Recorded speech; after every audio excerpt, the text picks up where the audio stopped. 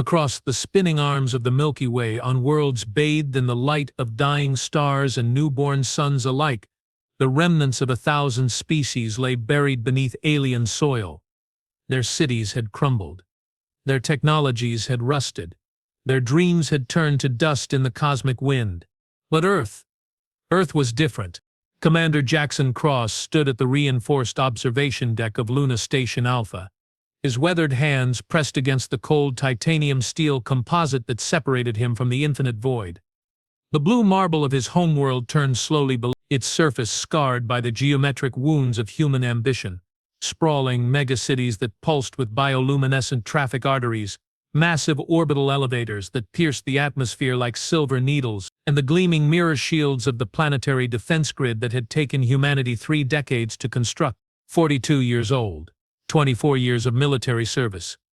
Jackson had seen humanity evolve from a single planet species to masters of their solar system in his lifetime alone. The colonies on Mars thrived.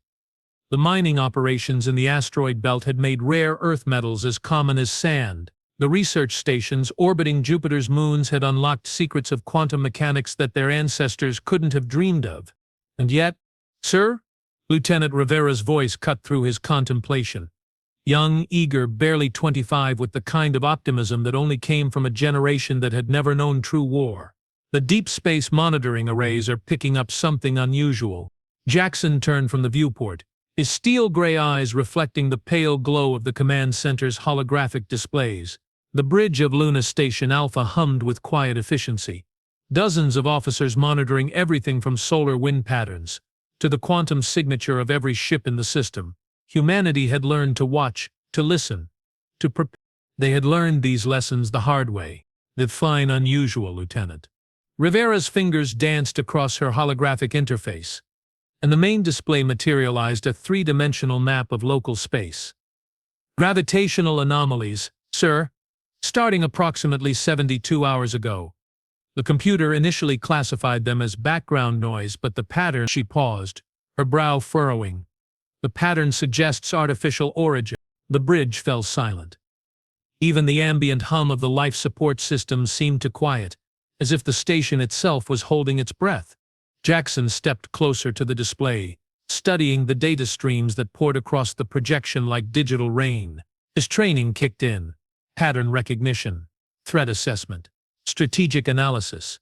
The anomalies were subtle, barely detectable even by humanity's most advanced sensors, but they were there, approaching from the outer system, moving with purpose. "How many ships?" His voice was steady, but Rivera caught the slight tightening around his eyes. "Unknown, sir. The signatures are unlike anything in our databases. Unlike anything in our databases." The words hung in the recycled air of the command center like a death sentence. Humanity had cataloged every known form of space travel, from chemical rockets to fusion drives to experimental quantum tunneling systems. Their computers contained detailed analysis of theoretical alien propulsion methods based on a century of scientific speculation. If these signatures didn't match anything they knew— "Alert condition yellow," Jackson commanded. "Notice SAT Earth Defense Command. I want every deep space array focused on those gravitational disturbances, and get me a direct line to Admiral Hayes." The next 6 hours passed in a blur of frantic activity. Reports flooded in from observation posts throughout the solar system. The gravitational anomalies were accelerating. Whatever was causing them was coming faster than any human technology could match. And then, as suddenly as they had appeared, the anomalies stopped. 73 light minutes from Earth. Just beyond the orbit of Saturn. 10 billion kilometers away in the cold darkness between worlds, something impossible hung in space. The Cuith Mori was not a ship in any sense that human minds could comprehend. It was architecture. It was artistry. It was a philosophical statement rendered in matter and energy, a crystalline construct the size of Manhattan that seemed to exist in more dimensions than the standard 3. Its surfaces rippled with patterns of light that followed no geometric rules known to Euclidean mathematics. And when those patterns pulsed, space itself seemed to bend around the vessel's impossible bulk. High Admiral Zorix Teal floated in the command nexus, her elongated form suspended in a web of psionic interfaces that connected her nervous system directly to the ship's quantum consciousness. She was beautiful in the way that nightmares could be beautiful. 7 feet of graceful, predatory elegance wrapped in skin the color of deep ocean water. Her 4 arms moved in complex patterns as she communicated with the vessel's AI, each gesture encoding layers of meaning that would have required human language's entire paragraphs to express. The Kunathanersha was one of 12 such vessels in the Dominion's advance fleet. Behind them, hidden in the folds of hyperspace, waited 300 more ships in the combined military might of an empire that spanned 17 star systems. Query: preliminary survey complete. The ship's AI whispered directly into her mind. Species classification: bipedal, carbon-based. Technology level: primitive but developing rapidly.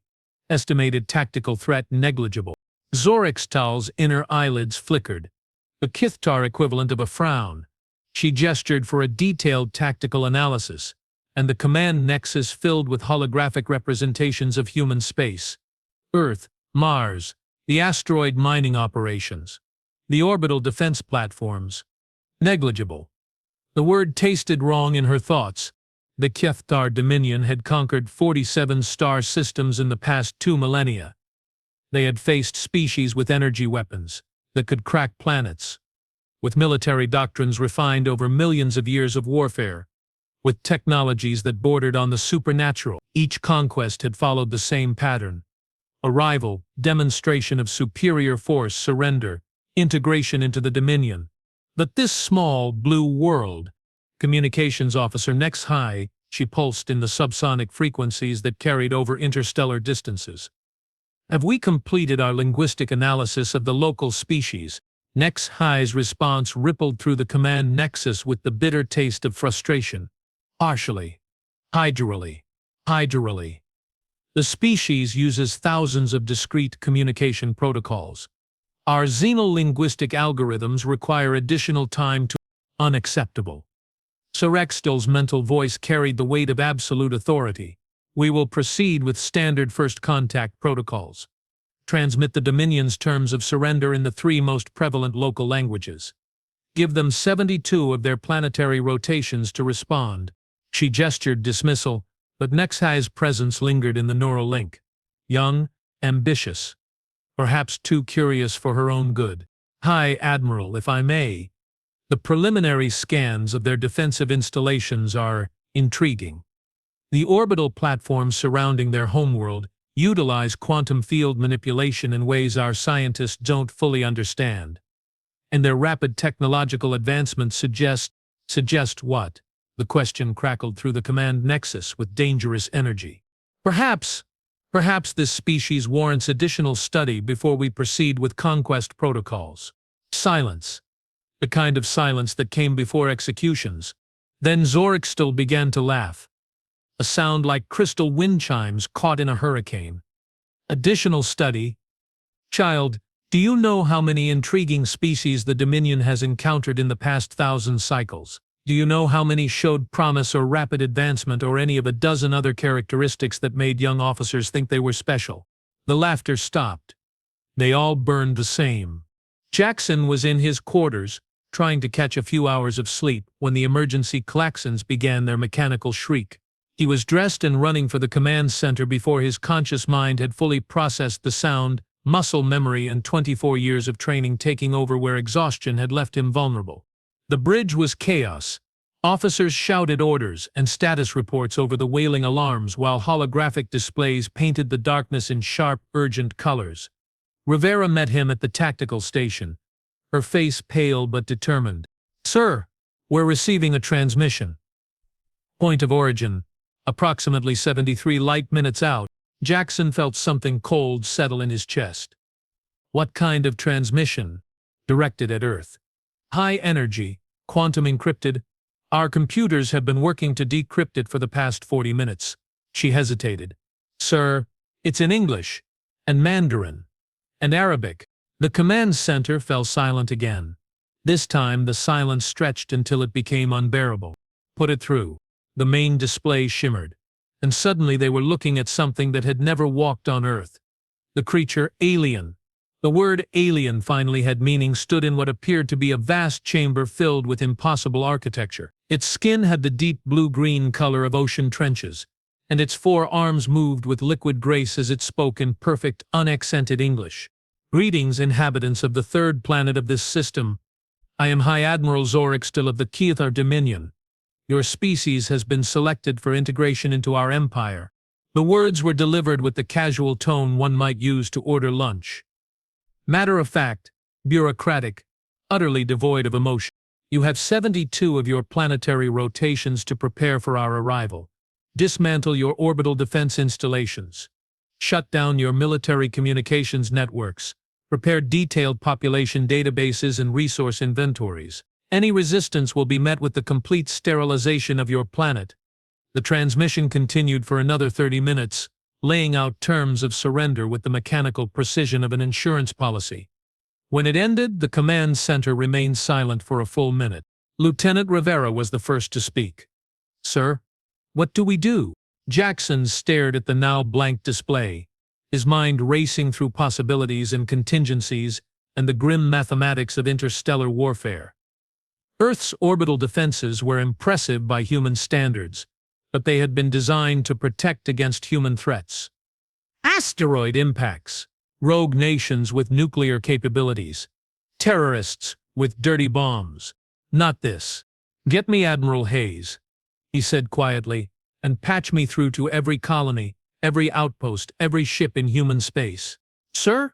Jackson turned to face his bridge crew, young men and women who had joined the Space Force believing they would spend their careers monitoring solar radiation and coordinating cargo shipments between Earth and Mars, who had never imagined they would be the first line of defense against something from beyond the stars. We're going to war. The message reached Earth 7 minutes later, traveling at the speed of light across the void between Luna Station Alpha and the blue marble that hung in space like humanity's last best hope. Admiral Patricia Hayes was 63 years old. With gray hair and the kind of steady hands that came from 38 years of military service. She had commanded Earth's defenses during the resource wars of the 2070s, had overseen the construction of the orbital defense grid, had spent the better part of 2 decades preparing for threats that she prayed would never come. She had never prepared for this. The emergency session of the United Earth Defense Council convened in the hardened bunkers beneath Geneva, 3 kilometers underground and shielded by enough lead and titanium to survive a direct nuclear strike.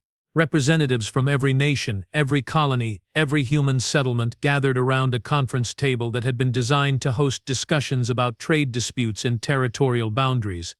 Not extinction. Ladies and gentlemen, Admiral Hayes began, her voice steady despite the weight of what she was about to reveal. 6 hours ago, we received first contact with an alien civilization. They have given us 72 hours to surrender. The briefing that followed lasted 4 hours. Technical analysis of the alien transmission. Theoretical assessments of their technology. Strategic options ranging from desperate to suicidal. In the end, it was Dr. Angela Foster, the Director of Colonial Sciences, who spoke the words that everyone was thinking. We can't win, she said quietly. Not if their technology is even half as advanced as it appears. Our weapons are designed for human opponents. Our tactics assume human psychology. We're insects trying to fight gods. Secretary General Chen nodded slowly. Then we surrender. We save what we can of our species and hope for the best. No. The word came from Admiral Hayes, spoken with such quiet authority that it seemed to suck the air out of the massive conference room. Admiral Secretary General Chen said carefully, "You've seen the analysis. You understand what we're facing." "I understand that they expect us to roll over and die," Hayes replied. "I understand that every species they've conquered before has probably done exactly that. Calculated the odds, realized they couldn't win, and surrendered without a fight." She stood, walking to the massive holographic display that showed the positions of Earth's defensive installations. Orbital weapons platforms, missile arrays, fighter squadrons stationed on Luna and Mars. But they don't understand us. They don't understand what we are. What do you mean? Dr. Foster asked. Hayes turned back to the assembled representatives, and for the first time since the briefing began, she smiled. It was not a pleasant expression. We're not just another species, Dr. Foster. We're humans. We evolved on a death world where everything tried to kill us. We survived ice ages and supervolcanic eruptions and asteroid impacts that should have ended us a dozen times over. We learned to fight not because we had to, but because fighting is what we do. The conference room was dead silent. They've conquered 47 star systems, Hayes continued.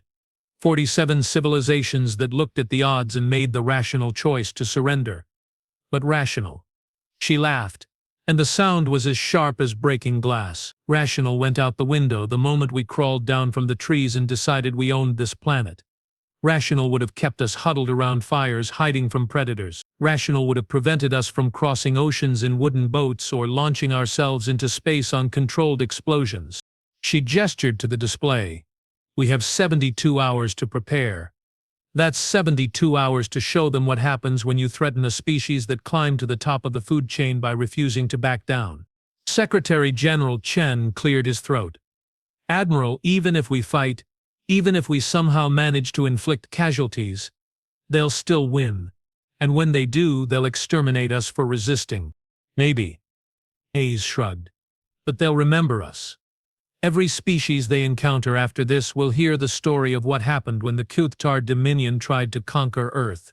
They'll hear about the species that looked at impossible odds and decided to fight anyway. She paused, meeting the eyes of every person in that buried conference room. And maybe, just maybe, one of those species will decide they don't want to surrender either. That was how much time remained when the first human ship launched from Luna Station Alpha.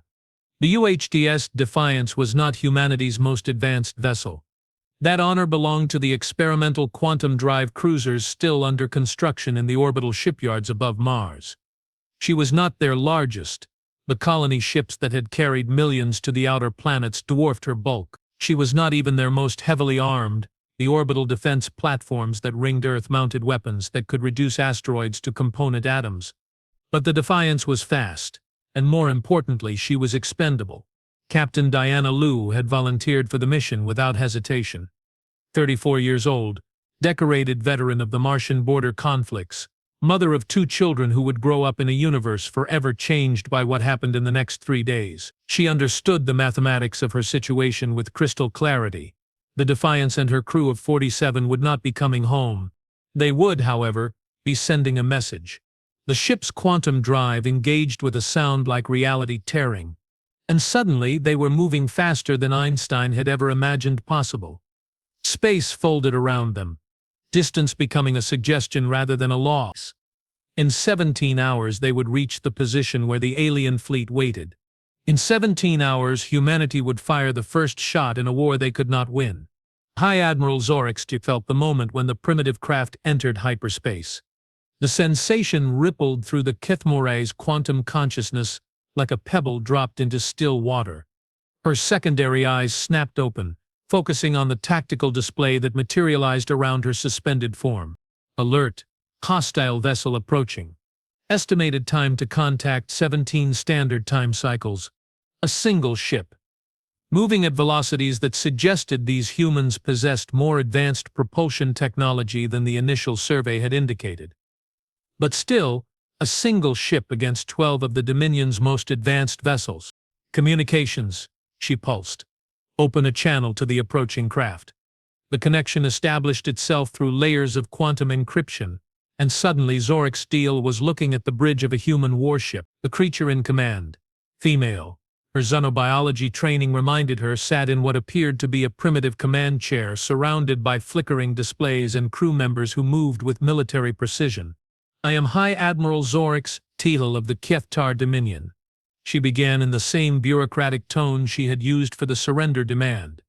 You have 43 planetary rotations remaining before your species' deadline for surrender. Why do you approach our fleet? The human female's response came without hesitation. I'm Captain Diana Liu, United Human Defense Ship Defiance. I'm here to deliver a message from Earth. Zorix Steele's inner eyelids flickered with amusement. A message? Your leaders wish to discuss terms of surrender? Not exactly. The human captain's lips curved upward in what Zorix Steele's cultural database identified as a smile, an expression typically associated with pleasure or humor. Somehow on this human's face it looked predatory. The message is pretty simple, actually. You want Earth, come and take it. The connection terminated. For a long moment, Zorek still floated in the command nexus, processing what she had just witnessed. In 1,000 years of conquest, no species had ever responded to the Dominion's surrender demand with defiance. Not the warrior priests of Kethmaran, who had possessed technology centuries beyond human achievement. Not the hive minds of the Zealoth Collective, who had commanded fleets numbering in the thousands. Not even the energy beings of the Vorthek Nebula, who existed as pure consciousness and could manipulate matter at the quantum level. None of them had looked at impossible odds and chosen to fight anyway. Tactical, she pulsed. Analysis of the approaching vessel? The response came instantly, flooding her consciousness with detailed schematics. The human ship was primitive by Dominion standards, fusion-powered, kinetic weapons, basic quantum shielding. Its crew of 47 posed no meaningful threat to even the smallest vessel in her fleet. But, advisory. Hull composition includes materials not found in initial planetary survey. Weapon systems show signs of recent modifications. Quantum signature suggests experimental technology of unknown origin. Zoraxidal's head spines flattened against her skull, an involuntary expression of unease that she quickly controlled. Unknown technology, the two words that had ended more campaigns than enemy fleets or superior numbers. Time to contact? 16 hours, 47 minutes. She gestured, and the tactical display expanded to show the positions of all 12 ships in her advance fleet. The Kith Moray at the center, surrounded by her escorts in a formation designed to project maximum force while maintaining defensive flexibility. Standard Dominion doctrine for dealing with primitive species. Standard doctrine that assumed the primitive species would be trying to negotiate, not attack. Alert the fleet, she pulsed. Combat readiness level 4. Prepare to demonstrate the consequences of resistance. But even as she gave the order, Zorik Steele found herself thinking about the expression on the human captain's face. The absolute certainty in her voice. The way she had terminated the communication without waiting for a response. As if she knew something the Dominion did not. Captain Liu spent those hours walking through the Defiance, talking to her crew. Not about tactics or strategy or the mathematics of survival. They all understood those realities. Instead, she talked about home. About families waiting on Earth and Mars and the colonies scattered across human space. About children who would grow up free or not at all. Lieutenant Commander Jackson Park, her executive officer, found her in the observation lounge 4 hours before contact. He was young, 28, with the kind of earnest dedication that made him an excellent officer and a terrible poker player. "Captain," he said quietly, settling into the chair beside her. "The crew's ready." Diana nodded, her eyes fixed on the starfield beyond the transparent aluminum viewport. Somewhere out there, hidden by distance and darkness, 12 alien warships waited to teach humanity its place in the universe. "Jack," she said, using his first name for perhaps the first time since he'd come aboard. "Do you think we're doing the right thing?" He was quiet for a long moment. "You mean coming out here? Or what we're planning to do when we get there?" "Both." Park leaned back in his chair, his gaze following hers to the stars. "My daughter Emma is 8 years old. She wants to be an astronaut when she grows up. She builds model spaceships and dreams about visiting other worlds and meeting alien civilizations." He paused. "If we surrender without a fight, she might live to see those dreams come true. But she'll live them as a slave. Her children will be slaves. Her children's children will be slaves." Diana turned to look at him. "And if we fight, she might die. We all might die." But he met her eyes. "But she'll die free. And maybe somewhere down the line, another species will hear our story and decide that freedom is worth fighting for." Diana smiled, the first genuine expression of joy she'd felt since receiving their orders. Admiral Hayes was right. "We really are crazy. Completely insane," Park agreed cheerfully. "But that's what makes us human." The Defiance dropped out of hyperspace 17 light seconds from the alien fleet. The transition from folded space to normal reality always felt like waking from a dream. But this time Diana experienced it with heightened clarity. Every detail of the bridge burned itself into her memory. The soft hum of the life support systems, the glow of holographic displays painting her crew's faces in blues and greens, the gentle vibration of the fusion reactors deep in the ship's core. Contact, Lieutenant Rivera called from the sensor station. 12 ships in standard defensive formation. Configuration matches theoretical projections. Diana studied the tactical display that materialized above her command console. The alien ships were beautiful in the way that nightmares could be beautiful. Crystalline structures that seemed to exist in more dimensions than the standard 3, their surfaces rippling with patterns of light that followed no geometric rules known to human mathematics. Each one was the size of a city. Each one mounted weapons that could crack planets. Weapons status. All systems green, Commander Park reported. Quantum torpedoes loaded and ready. Railgun batteries charged. Fusion mines deployed. The Defiance carried humanity's most advanced weapons. Quantum torpedoes that could destabilize matter at the subatomic level. Electromagnetic railguns that could accelerate projectiles to significant fractions of light speed. Fusion mines that could generate miniature stars for brief catastrophic moments. Against any human opponent, the Defiance would have been unstoppable. Against this, open a channel, Diana ordered. The main display flickered, and suddenly she was looking at the alien admiral again. Zorik Steele, that had been her name. 7 feet of predatory grace with skin the color of deep ocean water and 4 arms that moved with liquid elegance. Captain Lu, the alien said, her perfect English carrying overtones of amusement. You have traveled far to die. Maybe, Diana replied. But we're not planning to die alone. Something shifted in the alien's expression. A tightening around those large dark eyes that suggested surprise. You believe your single vessel can damage our fleet? I believe, Diana said carefully, that you're about to find out what happens when you underestimate humanity. She gestured to Park, who nodded and began the final weapons initialization sequence. You see, Admiral, your species has conquered 47 star systems. You've faced civilizations with technology that puts ours to shame. But I'm betting none of them were quite like us. The aliens' head spines, Diana noticed them for the first time, flattened against her skull in what looked like an expression of unease. We evolved on a world that tried to kill us every single day for millions of years, Diana continued. Renewed ice ages, volcanic eruptions, asteroid impacts, predators with teeth like swords and claws like knives. We survived because we learned to fight back, not just against individual threats, but against the concept of giving up. Park caught her eye and nodded. All weapons systems were hot. Every species you've conquered made the rational choice to surrender. They looked at the odds, calculated their chances, and decided that survival was more important than freedom. Diana's smile was sharp as breaking glass. But rational isn't human, Admiral. Rational would have kept us in the trees. Rational would have prevented us from crossing oceans or launching ourselves into space or deciding that we owned the universe. Zorik Steele leaned forward in whatever alien approximation of a command chair she occupied. What are you saying? I'm saying that you picked the wrong species to threaten.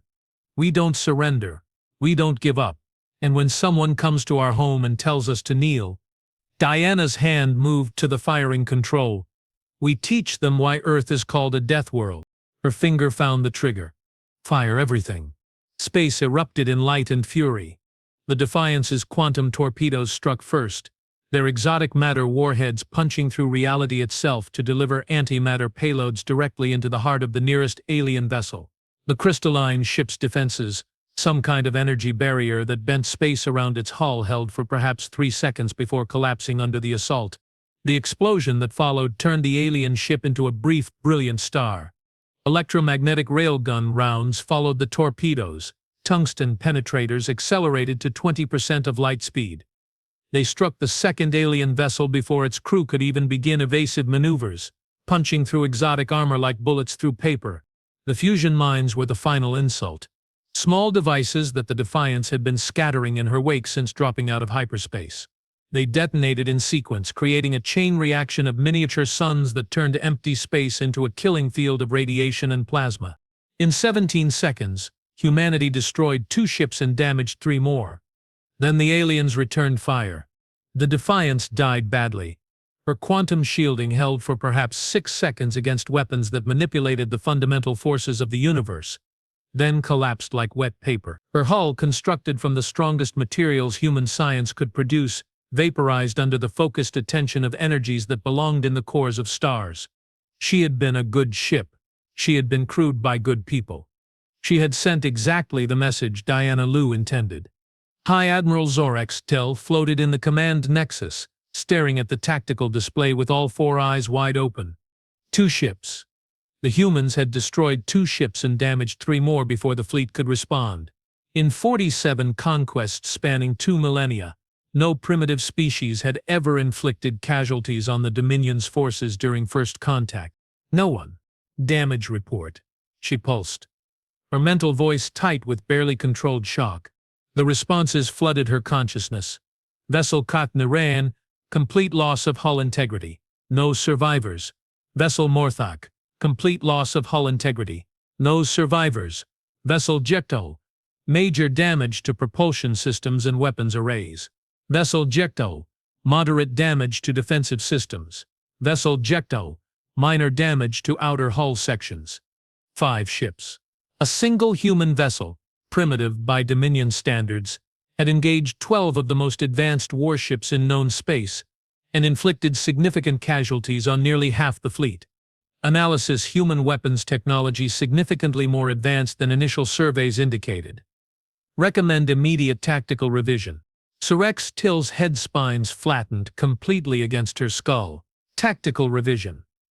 2 words that meant the careful plans of 2 years of preparation had just been rendered worthless by 17 seconds of human defiance. Communications, she pulsed. Send a priority transmission to the primary fleet. Alert them that... High Admiral. The interruption came from Tactical Officer Velnash, his mental voice carrying undertones of something Zorex Tittle had never heard from a Dominion military officer before. Fear.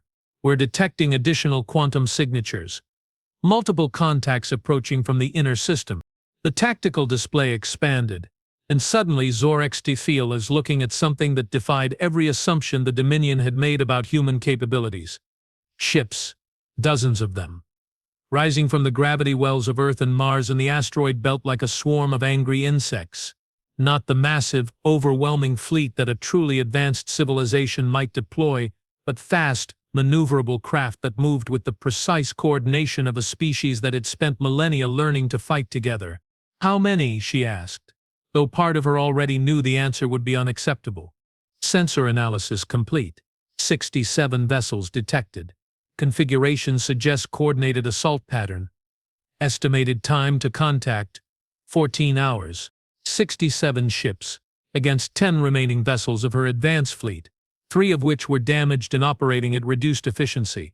For the first time in 1,000 years of military service, High Admiral Zorex Tittle found herself contemplating the possibility of defeat. Admiral Hayes watched the approach vectors from the command center buried 3 kilometers beneath Geneva. The main holographic display showed the positions of every human ship in the system. Earth Defense Force vessels rising from the planet's orbital installations. Colonial Navy cruisers burning hard from Mars, converted cargo haulers and mining ships, and even civilian craft whose crews had volunteered for what would certainly be a one-way mission. 67 ships against 10 alien vessels. Under any rational analysis, it should have been enough. The humans had numbers. They had the advantage of fighting in their home system, and Captain Liu's sacrifice had proven that alien technology wasn't invincible. But Admiral Hayes had spent 38 years preparing for wars, and she understood the difference between tactical victory and strategic survival. Status report, she said quietly. Colonel Martinez, her chief of staff, consulted his tablet. All vessels are operational and en route. The Yamamoto battle group will reach the alien position in 12 hours. The Mars Defense Force will arrive 2 hours later. The civilian volunteers, he paused. The civilian volunteers will be there whenever their courage carries them. Hayes nodded. The civilian ships, cargo haulers and mining vessels, and even a few luxury yachts whose owners had decided that dying in space was preferable to living as slaves, wouldn't contribute much to the actual fighting. Their weapons were makeshift at best, their crews had minimal military training, and their hulls were designed for commerce, not combat. But they would be there. That mattered. Dr. Foster approached the command station, her face pale but determined. "Admiral, I've been running simulations based on the engagement data from the Defiance. The alien ships are heavily damaged, more than we initially hoped. But they're already beginning repairs. Their technology includes some kind of self-regenerating hull material. If we give them too much time, our numerical advantage will evaporate." Hayes studied the tactical display, watching the slow dance of ships across the system. 12 hours to contact. 12 hours for the aliens to repair their damage and prepare for a coordinated human assault. 12 hours for Earth to either win its freedom or die trying. "Signal the fleet," she said, finally. "All ships are to advance at maximum acceleration. No delays, no hesitation." She paused, meeting the eyes of every officer in the command center. "And remind them what they're fighting for." The final transmission reached the human fleet 4 hours before contact. It came from Earth, from the buried bunkers and hidden command centers where humanity's leaders waited to learn whether their species would survive the next 24 hours. Not a strategic briefing or tactical update, but something else entirely. Messages from home. Diana Lou's children, 8 and 10 years old, standing in their backyard on Mars and waving at the camera. "Hi, Mom. We know you can't come home right now, but we love you. Dad says you're fighting to keep us safe. We're proud of you." Jackson Park's wife Emma, pregnant with their second child, her hands resting on her swollen belly. "Come home to us, Jack. Whatever happens out there, just remember that you're fighting for more than Earth. You're fighting for the future." Thousands of messages, millions of words. The voices of children and parents and lovers and friends, speaking across the void to remind their defenders why the battle mattered. And at the end, one final message from Admiral Hayes herself. "To every human being in the fleet, you are about to engage in the most important battle in our species' history, not just for Earth, but for the idea that intelligent beings have the right to choose their own destiny. Win or lose, live or die, you are making a statement that will echo across the galaxy for 1,000 years. You are showing the universe what it means to be human. Good hunting." The human fleet dropped out of hyperspace in perfect formation. 67 ships arranged in a complex three-dimensional pattern that maximized their firepower while minimizing their vulnerability to the aliens' directed energy weapons. At the center, the massive battleship Yamamoto led the heavy cruisers of Earth's main battle fleet. On the flanks, the faster destroyers and frigates of the colonial navy prepared to exploit any tactical advantages that emerged. And scattered throughout the formation, the civilian volunteers waited for their moment to prove that courage mattered more than training. The aliens were ready for them. The 10 remaining ships of the Dominion Advance Fleet had arranged themselves in a defensive sphere, their exotic weapons trained on the approaching humans. The damaged vessels had completed enough repairs to return to combat effectiveness, and their formation suggested a level of tactical sophistication that made Admiral Hayes's careful battle plans look amateur. For 17 seconds, the two fleets studied each other across the void, humans and aliens, separated by biology and philosophy and the vast gulf between species, united only in their understanding that the next few minutes would determine the fate of Earth. Then space erupted in light and fury for the second time in 4 days. The humans struck first, their quantum torpedoes and electromagnetic railguns reaching across the darkness to announce humanity's refusal to surrender. But this time, the aliens were prepared. Energy barriers deflected the worst of the human weapons, while point defense systems reduced incoming missiles to component atoms. The return fire came instantly, beams of coherent energy that could vaporize asteroids striking human ships with precision and malice. The destroyer Constellation died in the first exchange, her hull cracking like an egg under the assault of weapons that manipulated gravity itself. The cruiser Endeavour followed seconds later, her fusion reactors detonating in a brief, brilliant star that illuminated the battlefield in harsh white light. But the humans kept coming. The Yamamoto absorbed hits that would have destroyed lesser vessels, her experimental armor holding against energies that belonged in the hearts of stars. Her return fire, a concentrated barrage of humanity's most advanced weapons, struck the alien flagship with enough force to crack continents. And for the first time in the battle, an alien ship staggered. The Kyuth Morai's crystalline hull rippled under the impact, Patterns of light racing across its surface as exotic materials struggled to contain damage that exceeded their design parameters. Secondary explosions bloomed along its flanks, not enough to destroy the vessel but enough to prove that it could be hurt. That proof changed everything. The human fleet surged forward with renewed fury, 64 remaining ships pouring fire into the alien formation with the desperate intensity of a species fighting for its survival. Quantum torpedoes and fusion warheads and kinetic penetrators, every weapon humanity had ever devised, reached across the void to teach the Dominion the price of threatening Earth. The aliens fought back with terrible efficiency. Ship after ship died under their concentrated fire. The heavy cruiser Constitution, the destroyers Hornet and Wasp, the converted cargo hauler New Shanghai, whose crew of volunteers had learned to fight in the depths of space. But they could not stop them all. The civilian yacht Serenity, 40 meters of luxury craft, whose weapons consisted of mining lasers and desperation, somehow penetrated the alien defensive perimeter. Her captain, a 60-year-old retired engineer named Robert Chen, guided his ship on a collision course with the damaged alien vessel Yukaoto. The impact was barely noticeable by the standards of space combat. The Serenity massed perhaps 1,000th of the alien ship's bulk, and her improvised weapons could not have penetrated even human military armor.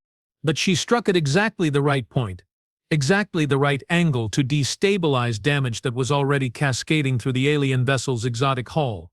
The Yukteel died in a cascade of crystalline fragments and exotic energies, taking Robert Chen and his desperate courage with it.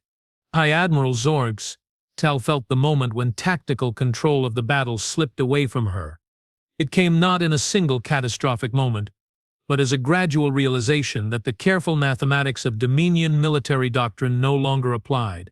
Her ships were superior to the human vessels in every measurable way: better weapons, stronger defenses, more advanced technology, but the humans refused to behave according to rational tactical principles. They should have withdrawn when the casualties mounted beyond acceptable levels. They should have attempted to negotiate when their defeat became mathematically certain. They should have done anything except continue to attack with the mindless fury of a species that had forgotten how to surrender. Alert! Vessel Ytital destroyed. Vessel Morneth critically damaged. Vessel Zitalthek reporting major system failures.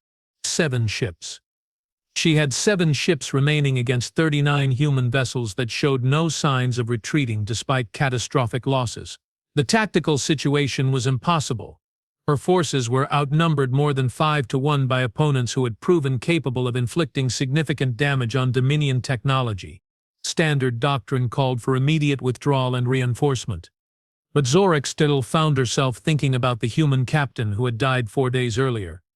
The way she had looked directly into the camera and declared that Earth would never surrender, the absolute certainty in her voice, as if the concept of defeat simply did not exist in her species' vocabulary. What kind of civilization produced individuals like that? Communications. She pulsed. Signal the primary fleet. Request immediate reinforcement. The response came 3 minutes later, transmitted across interstellar distances through quantum entanglement networks that existed outside normal spacetime. Denied. Primary fleet engaged with unexpected resistance in the Altair system. No reinforcements available. Sabrex's head spines flattened against her skull in shock. Unexpected resistance? The Altair system contained only a small human research station, barely a dozen ships, and perhaps 10,000 inhabitants. How could they possibly pose a threat to the Dominion's primary fleet? Unless humanity's capacity for defiance was not limited to Earth. Alert! Vessel Marnoth destroyed. Vessel Nexai reporting critical damage to command systems. 5 ships. 5 ships against 36 human vessels that continued to press their attack with the relentless determination of a species that had never learned when to quit. For the first time in her military career, High Admiral Zorix Till began to compose a surrender message. High Admiral Zorix Till's surrender transmission reached the human fleet at 0847 GMT, encoded in the same perfect English that had delivered the Dominion's demands for Earth's submission 4 days earlier. But where those original words had carried the bureaucratic certainty of an empire that had never known defeat, this message trembled with something unprecedented in 2 millennia of Cathtar conquest: uncertainty. Admiral Hayes received the transmission in the buried command center beneath Geneva, surrounded by staff officers whose faces reflected the same stunned disbelief that she felt settling in her chest like cold stone. The main holographic display showed the current tactical situation: 5 alien vessels, all heavily damaged, facing 36 human ships that had paid for their victory with 31 vessels and 18,000 lives. 18,000 human beings who would never see their families again, who had died in the darkness between worlds to prove that Earth would not kneel. But they had won. Terms? Colonel Martinez asked quietly. Ace studied the alien admiral's image on the communication screen. Soraxtid looked exactly as she had 4 days earlier. 7 feet of predatory grace with skin the color of deep ocean water, but something had changed in those large, dark eyes. The casual arrogance was gone, replaced by something that looked almost like respect. The Quithtar Dominion acknowledges the sovereignty of human space, Zorextul said, her perfect English now carrying undertones of exhaustion. Our advance fleet will withdraw beyond the boundaries of your solar system. In exchange, we request safe passage for our damaged vessels and the return of any prisoners you may have taken. It was, Hayes realized, exactly the kind of negotiated settlement that civilized species conducted after conventional military conflicts. Reasonable. Pragmatic. The sort of agreement that recognized both sides' legitimate interests while minimizing further bloodshed. It was also completely inadequate. Negative, Hayes said simply. Zorextal's head spines flattened against her skull, an expression Hayes had learned to interpret as surprise. And as idle, Hayes, perhaps you misunderstand. We are offering to withdraw from your system without further conflict. Your species will be permitted. Admiral Zorix, Hayes interrupted, her voice carrying the weight of absolute authority. You seem to be under the impression that this is a negotiation between equals? It's not. The command center fell silent. On the holographic display, the tactical situation continued its slow evolution as human ships maneuvered to surround the remaining alien vessels. 4 days ago, you came to our home and demanded our surrender. You threatened to sterilize our planet if we refused to submit. You told us that our species had been selected for integration into your empire. Hayes paused, meeting those alien eyes across the void. Do you remember what we told you? Zorixtail's secondary eyes flickered, some alien equivalent of a frown. You told us to come and take it. That's right. Come and take it. And you tried, didn't you? You brought 12 of your most advanced warships and demanded that Earth kneel before the might of the Quithtar Dominion. Hayes smiled, and the expression was as sharp as breaking glass. How did that work out for you? The alien admiral was silent for a long moment. When she finally spoke, her voice carried a note that Hayes had never heard from a member of the Dominion before: uncertainty. What? What do you want? Hayes gestured, and the holographic display expanded to show not just the local tactical situation, but a star map encompassing the entire region of space that the Dominion claimed as their territory. 47 star systems, hundreds of billions of beings living under alien rule.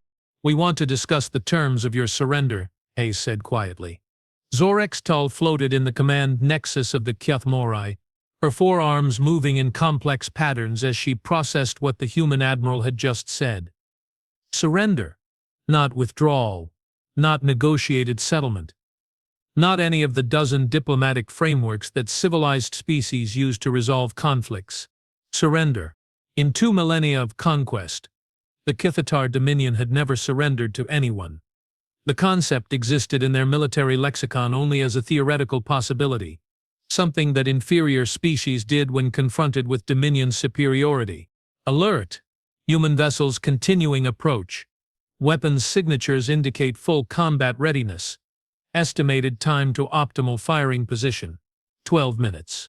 12 minutes to decide whether the Dominion would suffer its first defeat in 1,000 years, or whether the remaining 5 ships of her advance fleet would join their 7 sisters in whatever alien equivalent of Valhalla-weighted vessels destroyed in combat. Human Admiral Hayes, she said finally, your species has proven formidable, but you cannot seriously believe that 5 damaged ships represent the full extent of Dominion military power. The human's smile was utterly without warmth. Admiral, we've been monitoring your communications. We know your primary fleet is engaged with unexpected resistance in the Altair system.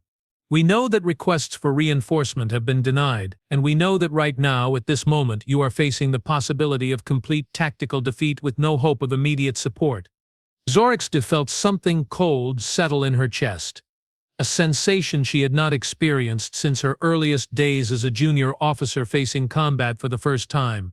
The Altair system contains only a research station. 12 ships, 10,000 inhabitants. How could they possibly? The same way Earth resisted, Hayes interrupted. The same way that every human world will resist if you're foolish enough to continue this war. You see, Admiral, you made a critical error in your initial assessment of our species.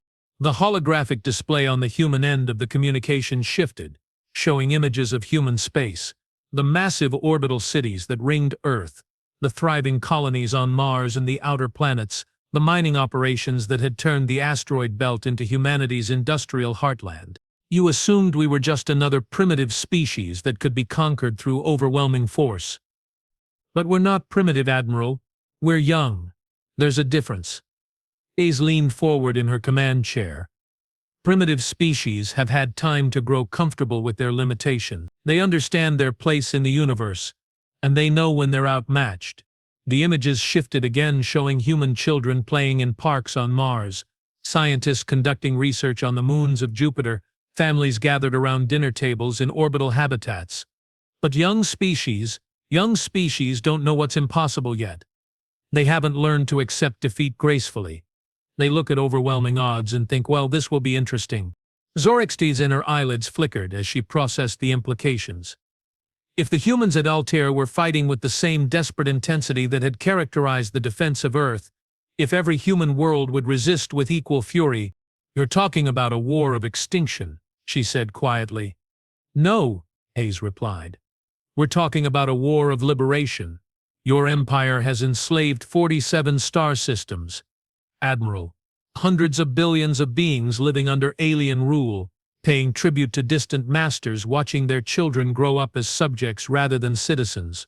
The tactical display expanded again, and Zorixta found herself looking at something that defied every assumption about human military capabilities. Ship movements throughout human space that suggested a coordinated response across multiple star systems. How many? She asked, though part of her already knew the answer would be unacceptable. Every ship, every station, every human settlement from Earth to the outer colonies. Hayes paused. We're not just defending our homeworld, Admiral. We're coming for yours. Alert. Additional quantum signatures detected. Multiple contacts approaching from various vectors. The tactical officer's report flooded Zorixta's consciousness with data that painted an impossible picture. Human ships rising from hidden bases throughout the system. Converted civilian vessels emerging from the asteroid belt. Even experimental craft whose quantum signatures defied classification. Admiral, the human continued, I'm going to make this very simple. You have two choices. You can surrender now, accept our terms, and help us transform this galaxy into a place where intelligent beings choose their own destiny. Or you can continue fighting, watch your empire burn system by system, and learn exactly why Earth is called a death world. Zorixta studied the tactical display with all four eyes, calculating trajectories and weapons ranges and the mathematics of survival. The numbers were clear. Her remaining 5 ships could not prevail against the growing human fleet, even if they fought to the last vessel. The best they could achieve would be to inflict additional casualties before inevitable defeat. But surrender. Surrender meant acknowledging that the Kothatar Dominion, masters of 47 star systems, conquerors of 1,000 worlds, had been defeated by a species that had learned to walk upright less than 1,000,000 years ago. Surrender meant admitting that 2 millennia of Dominion supremacy had ended in the darkness, between worlds, broken against the refusal of one small blue planet to accept its assigned place in the universal hierarchy. Surrender meant everything changed. What? She said finally, her voice barely above a whisper. What are your terms?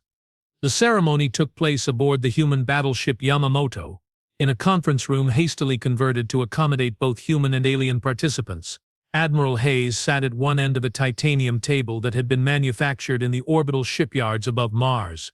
while High Admiral Zoraxtel floated at the other end in a gravitational field generator that the humans had somehow produced from their seemingly inexhaustible technological reserves. Between them lay the document that would reshape the galaxy. The terms were, by any objective standard, generous. The Kythtar Dominion would withdraw from all human space immediately and permanently. All enslaved species within Dominion territory would be offered the choice of independence or voluntary association. Territorial boundaries would be respected by both sides, with neutral zones established to prevent future conflicts. Most importantly, the Dominion would share their advanced technologies with humanity, propulsion systems, energy sources, medical techniques that could extend human lifespans by centuries. In exchange, humanity would provide the galaxy with something it had never possessed. An example. Article 7. Admiral Hayes read aloud, her voice carrying clearly through the conference room's audio systems. The signatory species commit to the principle that intelligent beings possess the inalienable right to determine their own destiny, free from external coercion or involuntary servitude. She looked up at Zoraxtel. Do you understand what you're signing, Admiral? The alien's head spines flattened against her skull. An expression Hayes had learned indicated deep thought. I am signing the end of everything my species has built over the past 2 millennia. Yes, Hayes agreed, and the beginning of something better. Zoraxtel's secondary eyes focused on the human admiral with laser intensity. You truly believe that? That your way, this democracy, this chaos of individual choice is superior to the order we have imposed? Hayes gestured toward the conference room's viewport, which offered a view of human space that still bore the scars of the recent battle. Debris fields marked the positions where brave ships had died. Memorial beacons broadcast the names of 18,000 human beings who would never return home. I believe, Hayes said quietly, that freedom is worth dying for. More than that, I believe it's worth living for, worth building for, worth defending for 1,000 generations. She stood, moving to the viewport and pressing her hand against the transparent aluminum that separated her from the void. Your empire lasted 2,000 years by telling entire civilizations that they existed to serve something greater than themselves. Our republic has lasted barely 3 centuries, and we've spent most of that time figuring out how to let people serve their own dreams. Zoraxtel joined her at the viewport, her alien form reflected in the transparent surface alongside Hayes's human silhouette. And you think your way will prove more durable?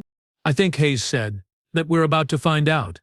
When it was over, High Admiral Zoraxtel found herself alone with Admiral Hayes in the Yamamoto's observation lounge, looking out at the star field that had witnessed the end of her species' supremacy. The silence between them was not uncomfortable.